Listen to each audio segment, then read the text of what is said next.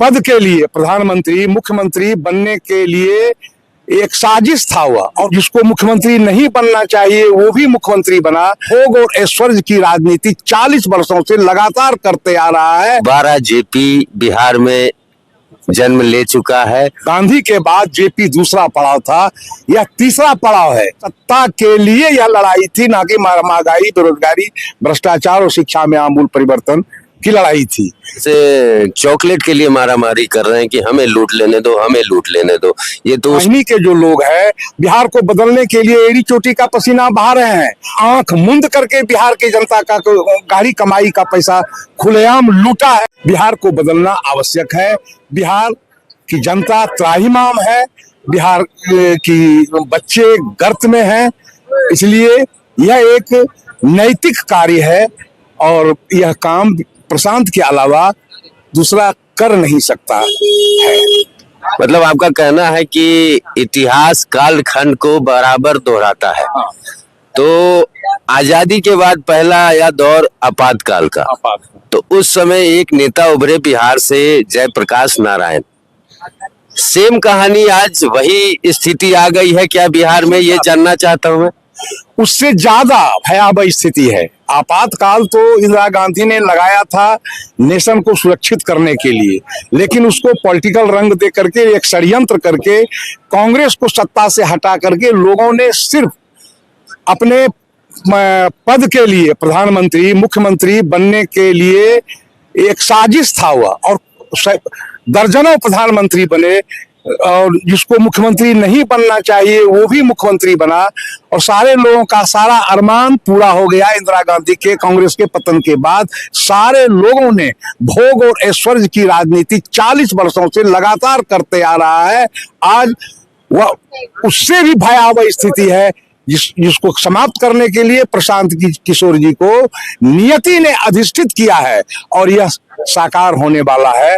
अब ज्यादा दिन बिहार की जो गौरवशाली इतिहास था वह बर्दाश्त नहीं कर सकता है।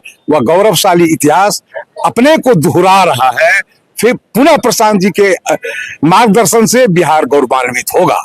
मतलब आपका कहना है कि दोबारा जेपी बिहार में जन्म ले चुका है और प्रशांत के रूप में वो अपने पथ की ओर अग्रसर है। हाँ, दोबारा जेपी तो हम नहीं कह सकते हैं, लेकिन यह तीसरा पड़ाव है। गांधी के बाद जेपी दूसरा पड़ाव था, यह तीसरा पड़ाव है। हो सकता है कि ये राष्ट्रनायक के रूप में इनको जाना जाए। अभी बिहार को बदलने के लिए जेपी से भी महत्वपूर्ण भूमिका प्रशांत किशोर जी का निभा रहे हैं। वो तो तय है कि जेपी से महत्वपूर्ण भूमिका निभा रहे हैं, क्योंकि जेपी तो केवल आंखें खोलने का काम करते थे, बाकी उनके आगे के कर्मचारी करते थे। लेकिन यहाँ तो कहानी ये है कि ये दरबान भी यही है और राजा भी यही है। तो आप ये बताइए कि जब आप यात्रा में थे तो एक तो आप दोनों के बीच में उम्र का बहुत लंबा चौड़ा गैप है। दूसरा मैं ये पूछना चाहूंगा कि जब आप जेपी के साथ थे उस आंदोलन में, जेपी का जो आंदोलन था, तो उस समय 2 नेता उभर के निकले, 3 नेता बिहार से।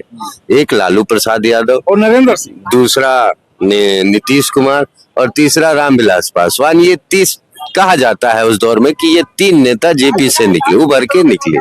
उस समय आप क्यों नहीं इस राजनीति के अंदर आए? मैं इसलिए नहीं आया कि मैं बीए पार्ट 1 का विद्यार्थी था, और पॉलिटिकल जागरूकता भावना था, जुनून था। बिहार पर महंगाई, बेरोजगारी, भ्रष्टाचार, शिक्षा में आमूल परिवर्तन की लड़ाई शुरू छात्रों ने किया है, और मैं भी छात्र पार्ट 1 का विद्यार्थी था, और इसलिए हम उस जुनून के साथ बदलाव में खड़ा हुए।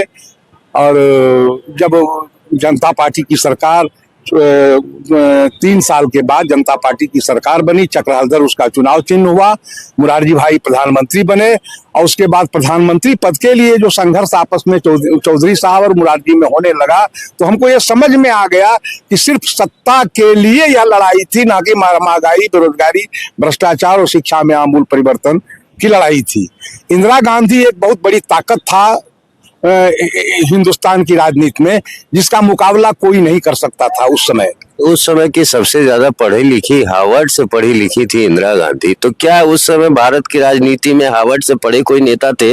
हार्वर्ड से पढ़े नेता तो थे, चंद्रशेखर जी थे, हार्वर्ड से पढ़े नेता नहीं थे। इंदिरा गांधी तो शांति निकेतन में पढ़ती थी। नहीं, वो हार्वर्ड से भी पढ़ी है उसका उल्लेख है इतिहास। अच्छा, बाद में हार्वर्ड से पढ़ी थी, लेकिन उससे बड़े बड़े विद्वान और शिक्षाविद उस समय भी थे, जैसे चंद्रशेखर, मोहनधारिया, कृष्णकांत। चंद्रशेखर जी के अलावा तो जितने भी प्रधानमंत्री लगे वो तो लगता था कि जैसे चॉकलेट के लिए मारामारी कर रहे हैं कि हमें लूट लेने दो, हमें लूट लेने दो। ये तो उस समय का ऐसा ही दौर लगता था।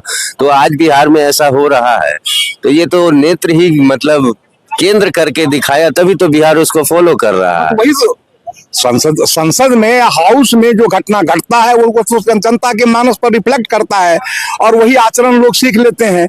आज देख लीजिए, जनसुराज में भी हम लोग जो पदयात्री और वाहिनी के जो लोग हैं, बिहार को बदलने के लिए एड़ी चोटी का पसीना बहा रहे हैं, लेकिन टिकट लेने वाले जनसुराज में भी मारामारी कर रहे हैं।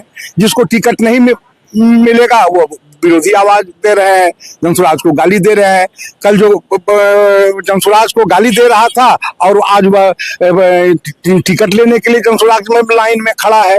तो ये सब तो चॉकलेट बांटने वाली परंपरा तो 77 के बाद से ही शुरू हुआ, जबकि समाजवादियों के कब्जे में देश की राजनीति आ गया।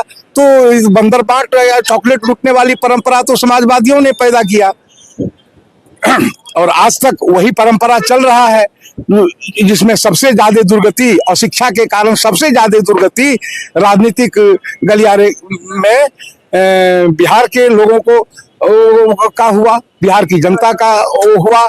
और बिहार के नेताओं ने आंख मूंद करके बिहार की जनता का गाढ़ी कमाई का पैसा खुलेआम लूटा है और अपने भोग और ऐश्वर्य को बढ़ाया है।